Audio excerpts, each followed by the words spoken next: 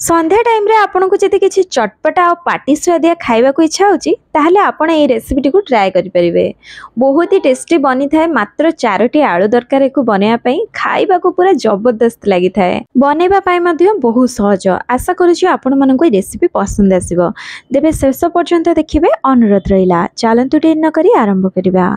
सेथिपाई नहीं जाइए 4टी medium size आलू आ ताको चोपा छड़े पानी रे थोई देइछि जहा द्वारा आलू आउ कला पड़िबनी।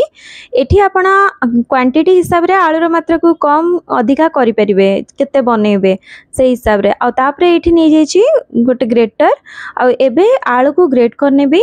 बड़ फांक साइड रे मो आलू को एबे ग्रेट करनेबी। एठी गोटे छोटिया अनुरोधटे करी आपन को जदि मो रेसिपी पसंद आसीबो ताले प्लीज लाइक कर देबे। फ्रेंड फैमिली मेंबर को सहित शेयर कर देबे। नुआ आस्तिबे जो माने चैनल को सब्सक्राइब करिया को भूलिबेनी। एठी देखंतु आलू को बढ़िया भाबरे ग्रेट कर नैछि। तापरे ताको संगे संगे पानी रे देइकिना आ ताको 2 रु 3 थर आउ थरे धोई नेबी जहा द्वारा कि आलू रे जो बॉल गुडा हबो बहुत ही क्रिस्पीदार लागिबो। आ एठी भल्लो भाबरे ताको चिपुडी नेबी। पानी बेसी रखिबेनी पूरा भल्लो कि चिपुडी नेबे ए भଳି भाबरे। पानी भल कि जदि न चिपुड़े लुण पड़ला परे अधिक पानी आउरी हे जिवो बॉल गुडाक भल कि हबनी। आउ एठी देखंतु मु नै जाइछि 4 बड़ चामच मैदा। तापरे एथिरे दे देबी 3 बड़ चामच कॉर्नफ्लोर जगह रे आपण चाउल गुंडर व्यवहार मध्यम करि परिबे। दीटा क्रिस्पीनेस बढ़ेबा पई किना व्यवहार होउछि।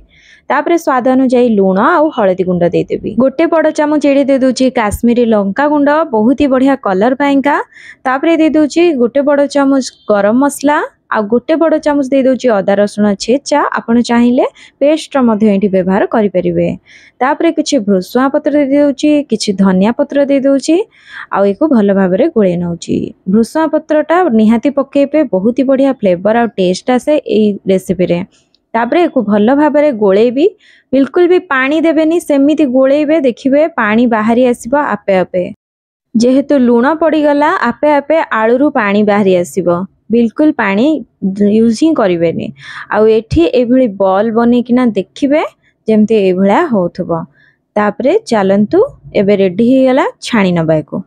छाणिया पई गैस ऊपर तेल कढ़ई बसे नैछि। तेल को भलो भाबरे मीडियम गरम होबाकू देबी।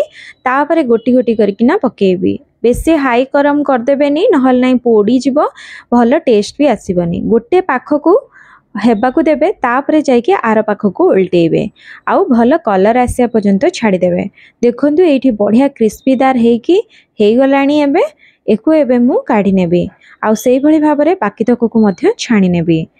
आलू रे पकोड़ी गुडा को भी बहुत ही बढ़िया लागि थाए खाइबे पई कि ना आपण एम्ति भी छाणी के खाइ देबे।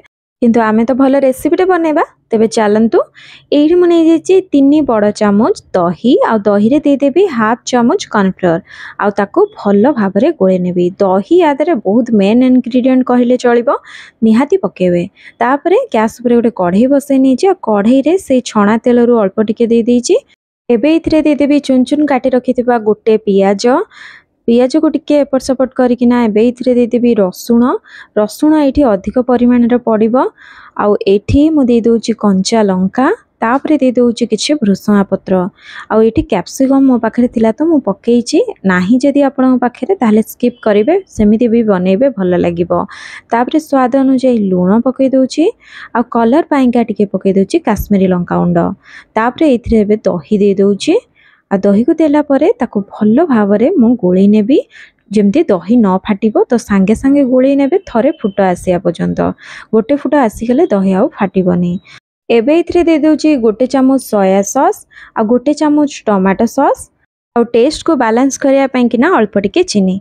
तापरे सांगे सांगे ए भलिका गोळी देकी ए जो झोळटा को सुखिया पई किना देबेनी सांगे सांगे पके देबे आलू रो पकुड़ी गुडाक। तापरे को एपट सेपट करिकिना गोळी नेबे। आउ एबे रेडी हे गला आलू 65। बहुत ही सहज एको बनेबा खाइबा को बढ़िया जबरदस्त लागि थाए। गरमा गरम ताको खाइबे भलो लागिबो। टिके रखी देले सुखिला टाइप रो हे जाय किंतु गरम गरम खाइले जबरदस्त लागिबो। आशा करूछु आपण मानको पसंद आस्तिबो। ताहले निहाती घरे बने की खांतु आ केमिति लागिला आपण मानको कमेंट माध्यम मते जणा को बिल्कुल भी भूलिबेनी। ताहले रहिली पुणी आसीबे को नुआ रेसिपी सहित। समस्त भले रहंतु खुशी रे रहंतु। धन्यवाद। जय जगन्नाथ।